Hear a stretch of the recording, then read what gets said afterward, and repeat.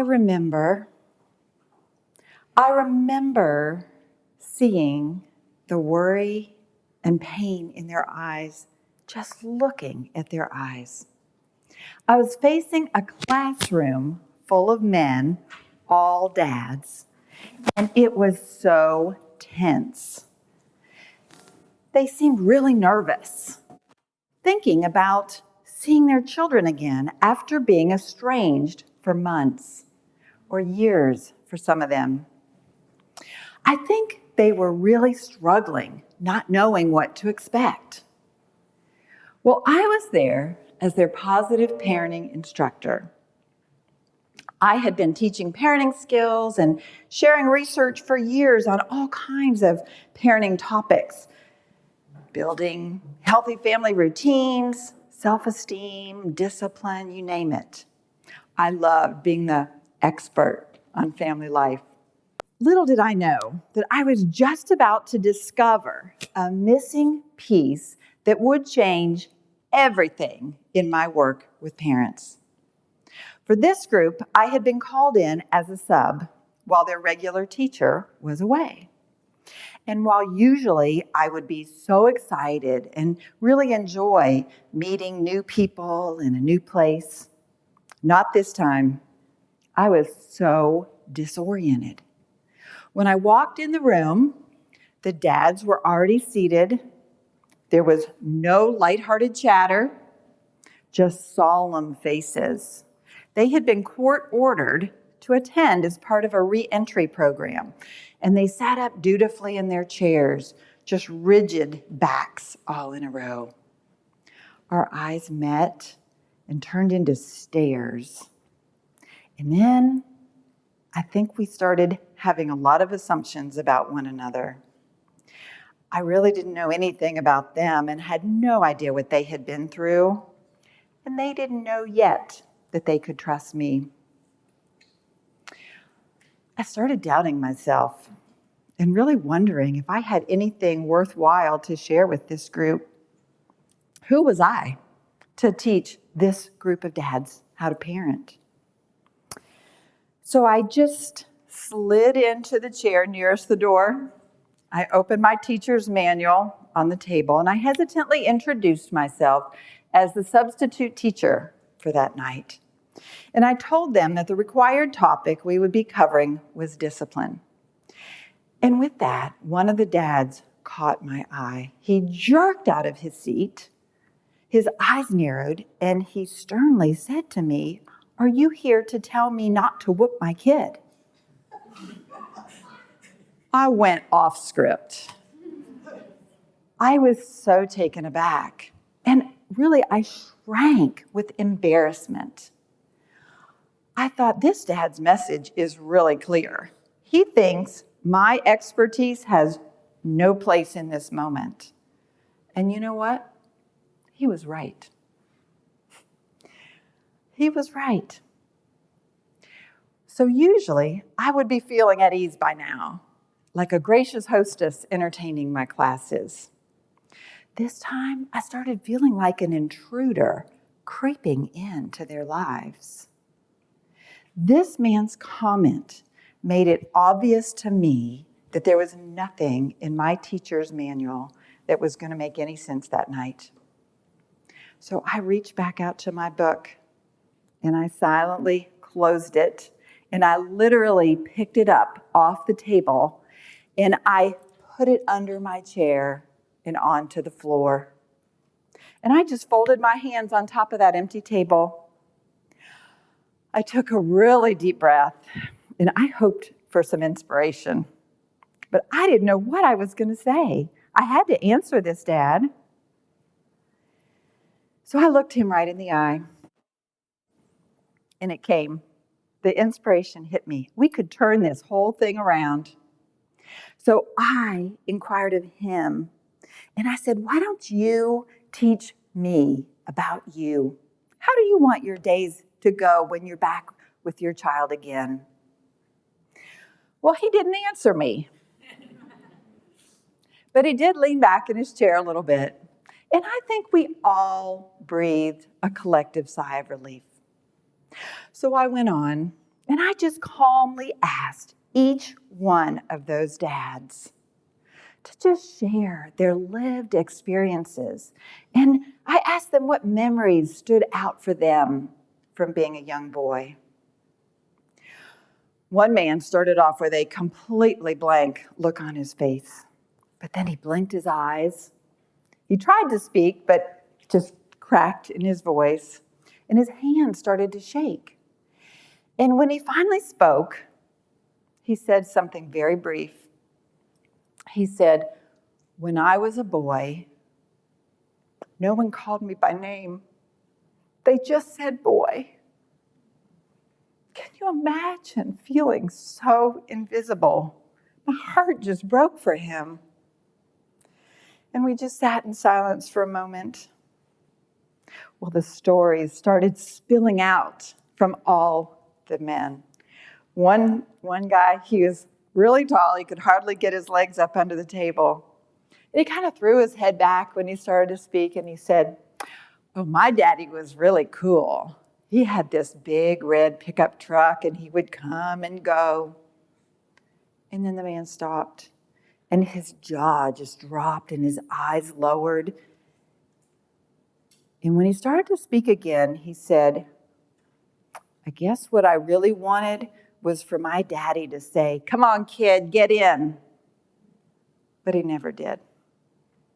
We were captivated with these heart-melting stories of longing that these dads, and really all of us, have to be accepted and secure and maybe feel a little bit important.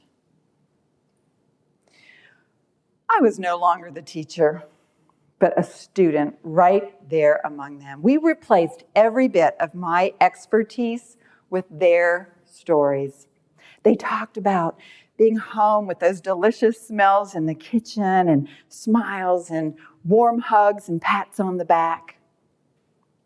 And we also heard stories of really big hurts.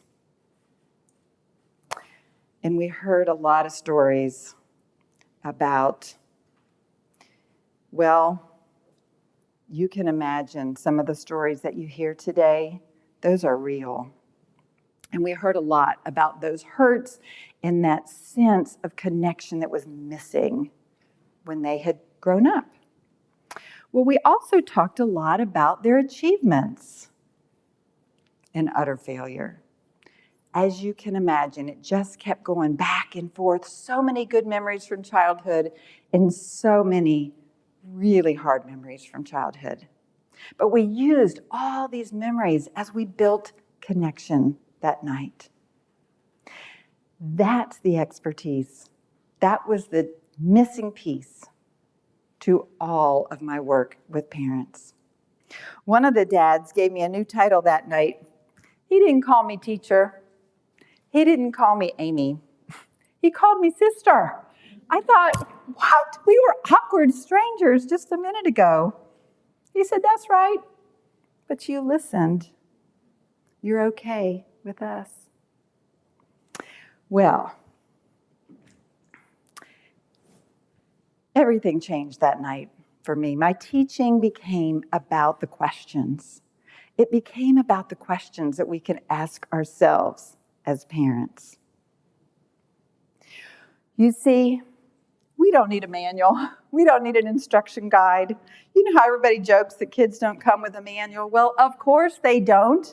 They're not robots, and neither are we. But we can do the work of parenting when we believe our own experiences of joy or heartache as the best teachers and learn our parenting skills in tandem with our own felt sense of how important it is to be known.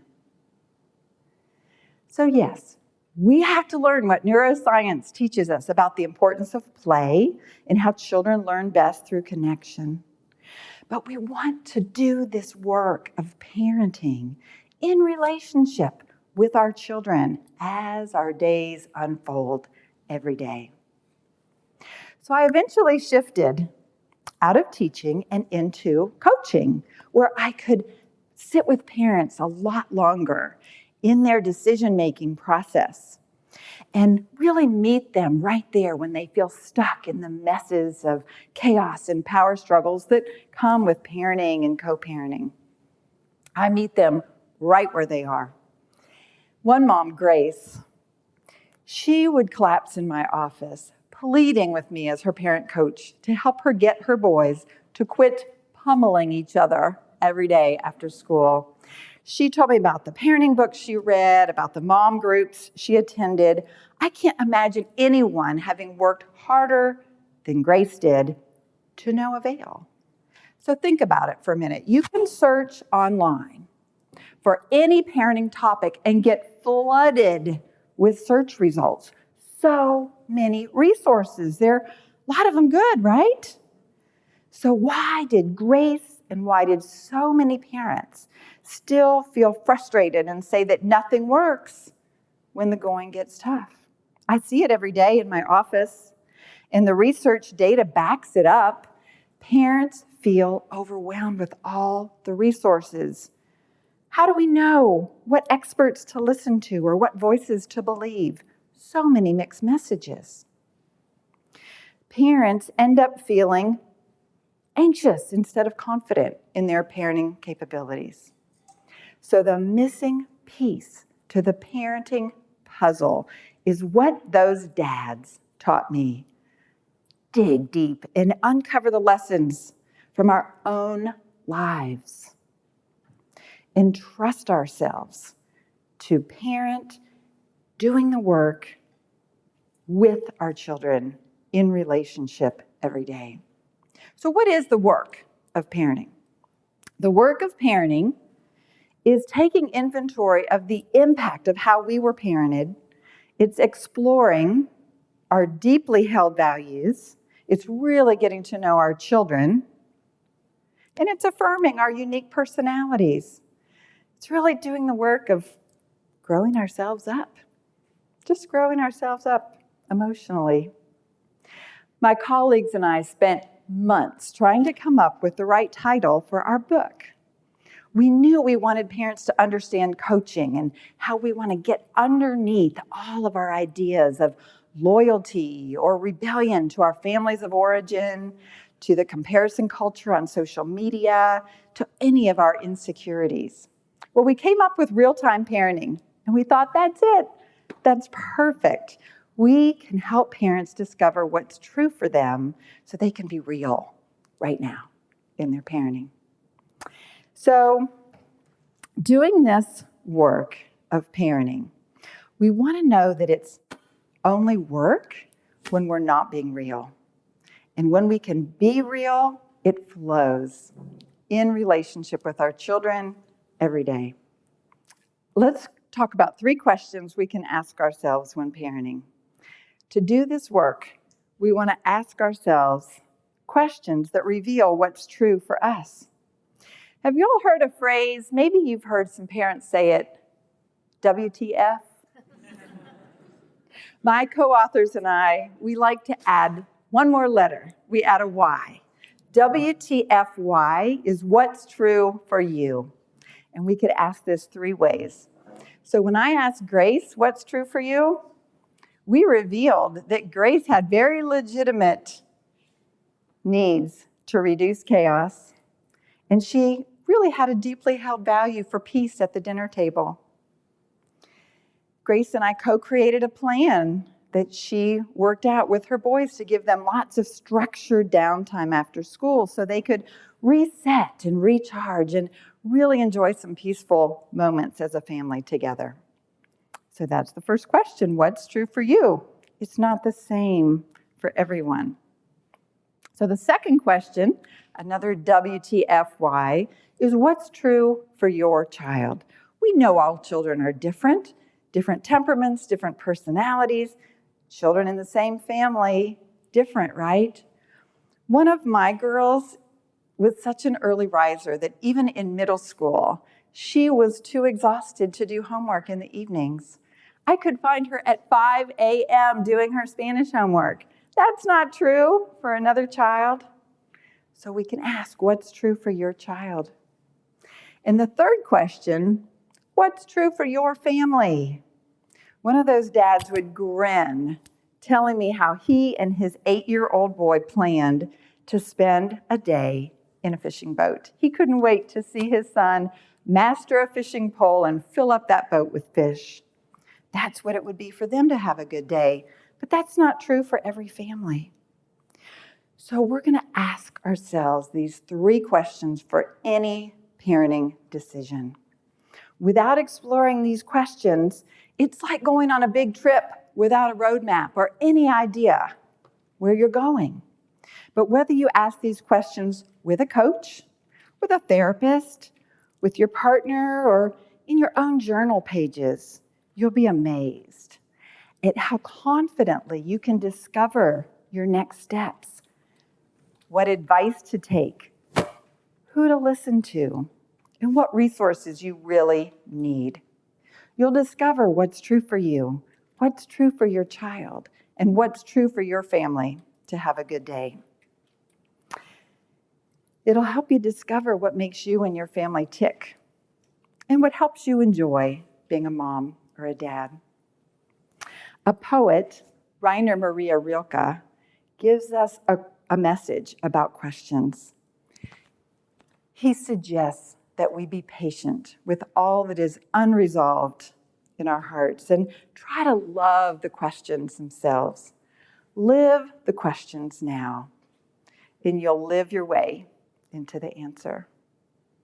Thank you.